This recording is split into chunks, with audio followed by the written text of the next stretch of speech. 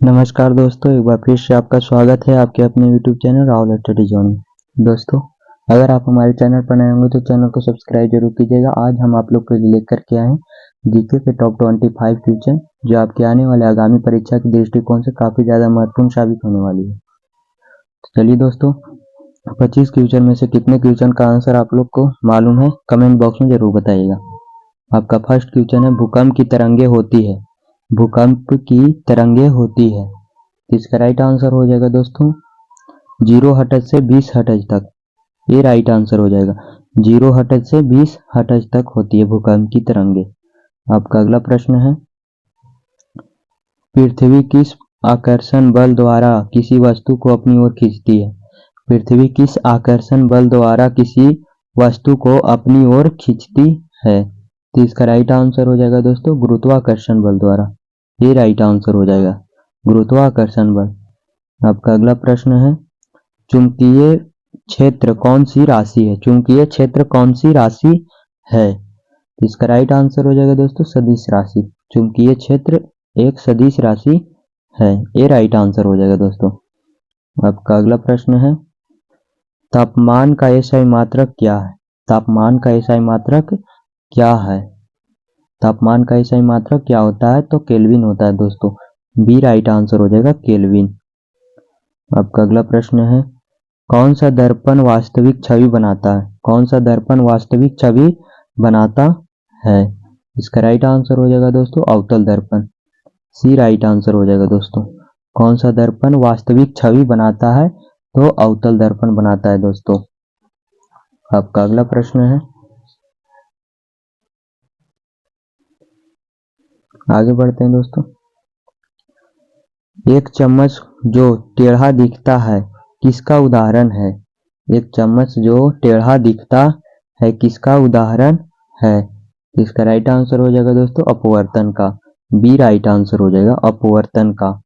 आपका अगला प्रश्न है दोस्तों, भार का एसआई मात्रक क्या है। भार का एसआई मात्रक क्या है। तो भार का एसआई मात्रक होता है दोस्तों किलोग्राम। ये राइट आंसर हो जाएगा किलोग्राम।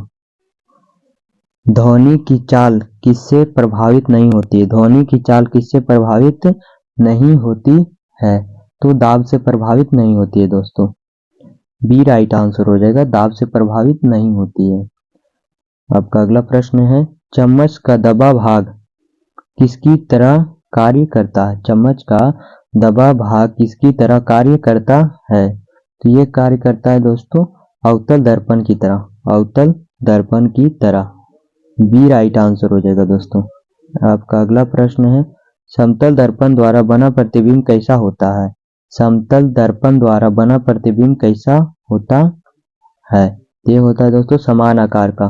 बी राइट आंसर हो जाएगा दोस्तों समान आकार का। आपका अगला प्रश्न है, सूर्य से आने वाली किरण किस माध्यम से आती है। सूर्य से आने वाली किरण किस माध्यम से आती है, तो ये आती है दोस्तों विकिरण माध्यम से। सी राइट आंसर हो जाएगा विकिरण माध्यम से। सी राइट आंसर हो जाएगा दोस्तों। आपका अगला प्रश्न है, बल का सूत्र किस नियम से मिलता है। बल का सूत्र किस नियम से मिलता है, तो बल का सूत्र मिलता है दोस्तों न्यूटन का द्वितीय नियम से।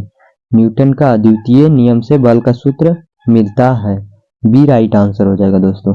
आपका अगला प्रश्न है, प्रिज्म में प्रकाश कितने रंगों में बट जाता है। प्रिज्म में प्रकाश कितने रंगों में बट जाता है, तो ये 7 रंगों में बट जाता है दोस्तों। सी राइट आंसर हो जाएगा 7 रंग में। तापीय प्रभाव कौन नहीं दर्शाता है। तापीय प्रभाव कौन नहीं दर्शाता है, तो इसका राइट आंसर हो जाएगा दोस्तों विद्युत घंटी। सी राइट आंसर हो जाएगा।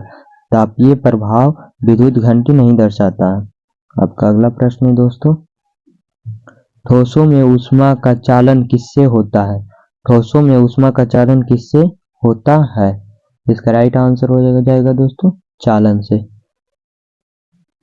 ये राइट आंसर हो जाएगा दोस्तों। ठोसों में ऊष्मा का संचालन किससे होता है, तो चालन से होता है दोस्तों। ये राइट आंसर हो जाएगा। आपका अगला प्रश्न है, विद्युत घंटी किस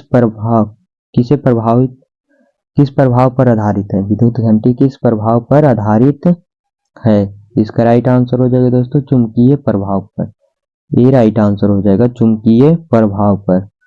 आपका अगला प्रश्न है, उत्तल दर्पण द्वारा कैसा प्रतिबिंब बनता है? उत्तल दर्पण द्वारा कैसा प्रतिबिंब बनता है? तो उत्तल दर्पण द्वारा सीधा प्रतिबिंब बनता है दोस्तों। बी राइट आंसर हो जाएगा, सीधा प्रतिबिंब। आपका अगला प्रश्न है, निम्न में से छोटा बड़ा समान आकार का प्रतिबिंब बन सकता है?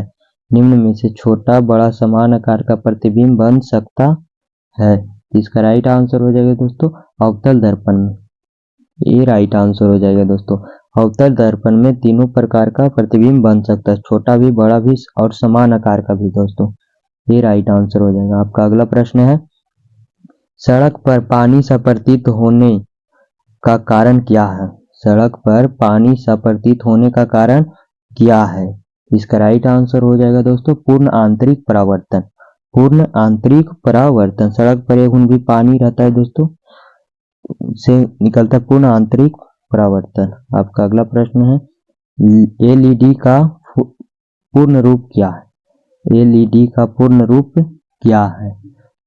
तो एलईडी का पूर्ण रूप होता है दोस्तों लाइट इमिटिंग डायोड। ये राइट आंसर हो जाएगा दोस्तों, लाइट इमिटिंग डायोड। आपका अगला प्रश्न है, घरों में कितने वोल्ट की विद्युत आपूर्ति दी जाती है? घरों में कितने वोल्ट की विद्युत आपूर्ति दी जाती है? इसका राइट आंसर हो जाएगा दोस्तों 220 volt. 220 volt, D right answer हो जाएगा दोस्तों। आपका अगला प्रश्न है, शक्ति का मात्रक है? शक्ति का मात्रक है, शक्ति का मात्रक होता है दोस्तों वाट। डी राइट आंसर हो जाएगा दोस्तों। शक्ति का मात्रक है तो वाट होता है दोस्तों। आपका अगला प्रश्न है, विद्युत शक्ति की इकाई क्या है? दोनों एक ही क्वेश्चन है दोस्तों। विद्युत शक्ति की इकाई क्या है? तो इसका भी आंसर वाट ही होगा दोस्तों। डी राइट आंसर हो जाएगा। विद्युत शक्ति की इकाई क्या है? तो वाट। आपका अगला प्रश्न है, बल का मात्रक है? बल का मात्रक है, तो इसका राइट आंसर हो जाएगा न्यूटन। बल का मात्रक क्या होता है? न्यूटन। सी राइट आंसर हो जाएगा दोस्तों। आपका अगला प्रश्न है, कार्य का मात्रक क्या होता है? कार्य का मात्रक क्या होता है? इस क्वेश्चन का आंसर आप लोग को कमेंट बॉक्स में देना है दोस्तों। आज के लिए इतना ही दोस्तों, मिलते हैं किसी नेक्स्ट वीडियो में, तब तक के लिए धन्यवाद।